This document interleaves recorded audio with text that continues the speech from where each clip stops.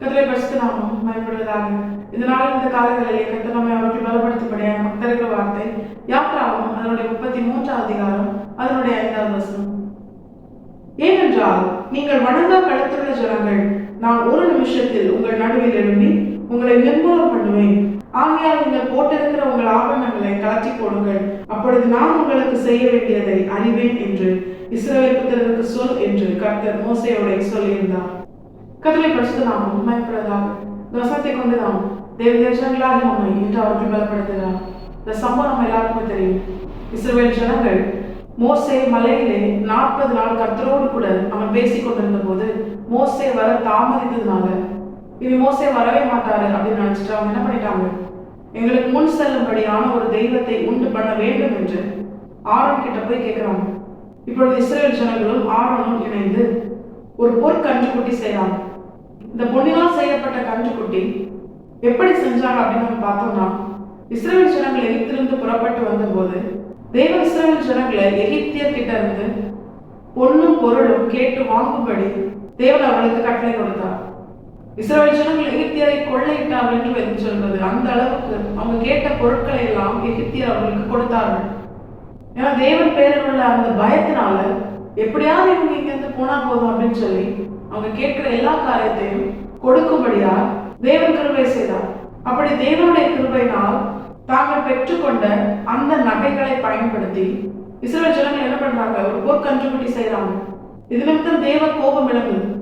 அப்பொழுது தேவன் மோசையை பார்த்து சொல்லுகிற காரியம் தான், நான் உங்களுக்கு முன்பாக ஒரு தூதனை அனுப்புகிறேன், நான் என்ன பண்ண மாட்டேன், உங்களுக்கு முன்பாக நான் செல்ல மாட்டேன். ஏன்னா நீங்க வணங்கா களத்துள்ள ஜனங்கள், நான் ஒரு நிமிஷத்தில் எழுந்து உங்களை அர்த்தம் பண்ணுவேன், அதனால நான் என்ன பண்ண மாட்டேன், நான் வரமாட்டேன் அப்படின்னு சொன்னார். இந்த துக்கமான வார்த்தைகளை கேட்டு இஸ்ரவேல் ஜனங்கள் தங்கள் ஆபரணங்களை கலற்றி போட்டார்கள் என்று வசனம் சொல்கிறது. இதற்கு முந்தின வசனம்.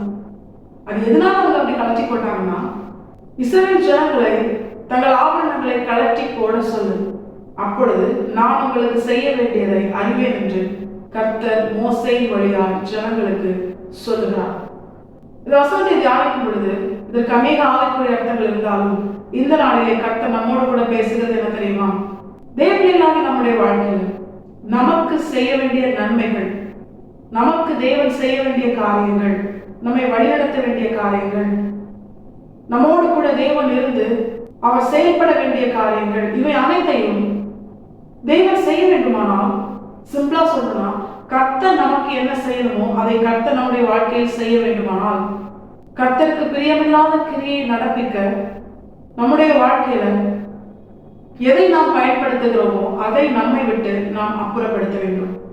இஸ்ரவேல் ஜனங்கள் அந்த பொன்னினால் செய்யப்பட்ட கன்றுக்குட்டியை செய்ய காரணம், அவர்களிடத்துல அவர்கள் அணிந்திருந்த அந்த பொன்னினால் செய்யப்பட்ட நகைகள் தான் அதற்கு காரணம்.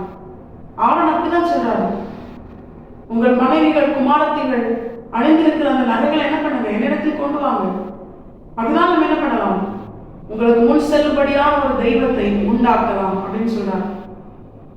இதை தியானிக்கும் பொழுது கர்த்தர் இன்று நம்மோடு கூட தெளிவாக பேசுகிற ஒரு பிரதானமான காரியம், தேவன் நம்முடைய வாழ்க்கையில் செய்ய வேண்டிய காரியங்களை தேவன் செய்ய வேண்டுமானால், தேவனை விட்டு நம்மை தூரப்படுத்துகிற, தேவனுக்கு பிரியமில்லாத கிரியை நடப்பிக்கும்படியா நம்முடைய வாழ்க்கையில் நாம் பயன்படுத்துகிற அப்படிப்பட்ட காரியங்களை நாம் நம்மை விட்டு அப்புறப்படுத்தணும். இதுல ஆண்டவர் ரொம்ப தெளிவா இருக்கிறார். நீ அணிந்திருக்கிற நகையை கலற்றி போடுன ஆண்டவர் ஏன் அவர்களோடு கூட அவ்வளவு கோபமா சொல்றாரு, ஏன்னா அதை பயன்படுத்திதான் தேவனுடைய ஸ்தானத்திலே தேவன் அருவருக்கிற ஒரு விக்கிரகத்தை அவர்கள் செய்து வைத்து, பொன்னினால் ஒரு கன்றுக்குட்டியை செய்து வைத்து கர்த்தருக்கு பண்டிகை என்று அவர்கள் கொண்டாடினார்கள். இதே போல நம்முடைய வாழ்க்கையிலும் கர்த்தரை வேதனைப்படுத்தும்படியான அநேக காரியங்கள் நம்மிடத்துல இருக்கு. அது சுபாவமோ, மனிதர்களோ, பாவ பழக்க வழக்கங்களோ, ஏதோ ஒரு பொருளோ, எதுவோ வேணாலும் இருக்கலாம்.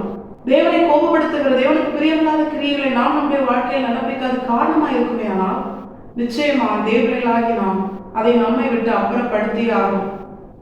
அதுதான் தேவன் நம்மை குறித்து வைத்திருக்கிறவருடைய திட்டம். அப்படி நாம் நம்மை கர்த்தருக்கு பிரியமில்லாத கிரியைகளை தூரப்படுத்தினவர்களால், அதை விட்டு விலகி கர்த்தருக்கு பிரியமான கிரியைகளை நடப்பிக்கிறவர்களால், முழு இதயத்தோடு, முழு ஆத்மாவோடு, முழு பலத்தோடு நம்மை அர்ப்பணிக்கும் பொழுது கர்த்தர் நிச்சயமாய் தாம் சொன்னபடி நமக்கு அவர் செய்வேன் என்று சொன்ன காரியங்கள், நம்மை குறித்து அவர் வைத்திருக்கிற திட்டம், அவருடைய சித்தம், அவர் நமக்கென ஆயத்தப்படுத்தின பாதை, கர்த்தர் என்ன காரியங்கள் நம்முடைய வாழ்க்கையில, நம்முடைய ஆவியாத்மா சரீரம், அமைக்க வாழ்க்கை, பூமிக்கு வாழ்க்கை, ஊழியம் சகலத்திலும் தேவன் செய்ய வேண்டுமோ அதை அவர் நிச்சயமாய் தேவர்களாகி நம்மை உயர்த்தும்படியாக அவர் நமக்கு தந்த எல்லா வாக்குத்தத்தங்களையும் நம்முடைய வாழ்க்கையை நிறைவேற்றி நம்மை ஆசீர்வதித்து நம்மை உயர்த்தி நம்மிலே சர்வவல்லமையுள்ள தேவன் நிச்சயமாய் மகிமைப்படுவார். தேவர்களாக நாம் இதே உணர்ந்துள்ளார். இந்த வசனத்துக்கு கீழ்ப்படிந்து வாழ நாம் நம்மை முழுமையாக கர்த்தரை பார்த்து அர்ப்பணிப்போம். கர்த்தர் தாமே இந்த வசனத்தை கேட்டு நம் அனைவரையும் ஆசீர்வாதத்தை வழிநடத்துவாராக. கர்த்தரை பரிசுத்த நாம் மட்டுமே மகிமைப்படுவதாக. மாரநாதா இயேசு வருகிறார். ஆயத்தமாகவும் பிரயாசப்படுத்துவோம். ஆமென். பலன் ஒன்றுமில்லை என்று நான் அறிவேன், அவர் பலனின்றும் குறைய